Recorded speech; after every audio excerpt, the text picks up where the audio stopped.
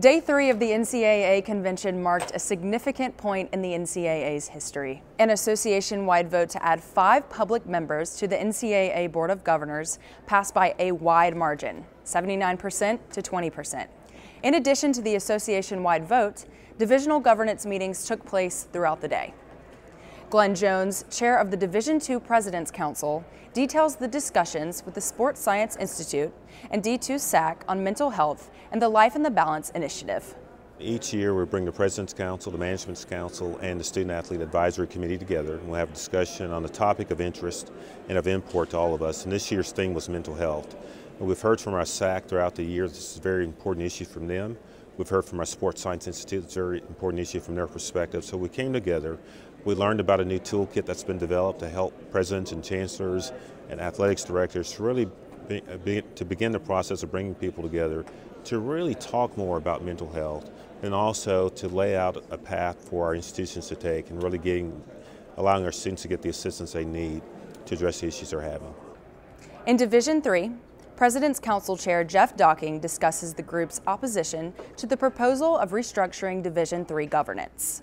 President's Council today did spend a lot of time talking about the Skyline proposal to restructure Division III, and I think we really came down on 3 spots. The first was that we did a survey last year, and people are very happy with Division III. We like the experience that the athletes have. We like the kind of support we get from institutions, and so we're very, very happy with how Division III is. Having said that, we know we can always get better. We want to improve, and to that end, we do have a legislative process that any conference, any president, any commissioner can use to begin to introduce legislation to improve Division III.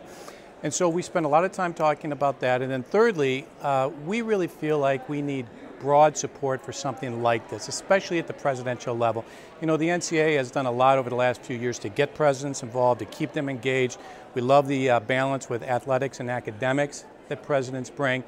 And so all of that was part of our discussion, and I think we ended up thinking that we're in a pretty good spot right now with this proposal. Eric Kaler, chair of the Division I Board of Directors, provides an overview of the discussion on academic misconduct concepts. We had a very robust discussion about the role the NCAA should play at the intersection of academic misconduct and athletic department or athletic student involvement.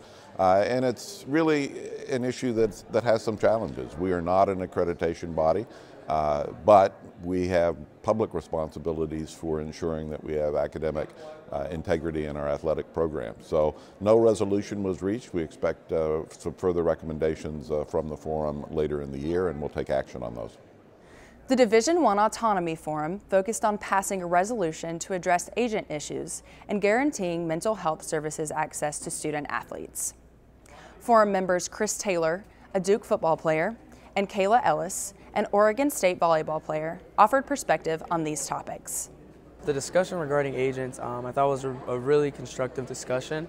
As a former football player at Duke, I think it's important that we start talking about that so that student athletes looking to take the next step in their professional career can, get an informed decision about what their, aspirations are, their prospects are at the next level without violating any NCAA rules. And I thought it was really encouraging to hear it coming from the NCAA.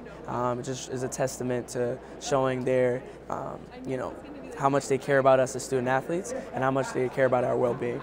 I got the opportunity to be a part of that discussion, and it got adopted. So I think that's really exciting for student athletes and just the athlete community, because for Oregon State and for the Pac-12 and every conference, I think it's a really important step forward. It creates not just physical well-being, but also mental well-being, and it gives us a step in the right direction to really work for our student athletes. President Mark Emmert's State of College Sports address reflected on how the NCAA has historically been and currently is a positive force of change on social issues. A recording of his remarks is available on the NCAA Twitter feed. President Emmert also presented the Pat Summit Award to Michigan Faculty Athletics Representative Percy Bates in recognition of his dedication to college athletics. Continuous coverage of convention is available on ncaa.org, and you can also follow the conversation on Twitter with the hashtag NCAACONV.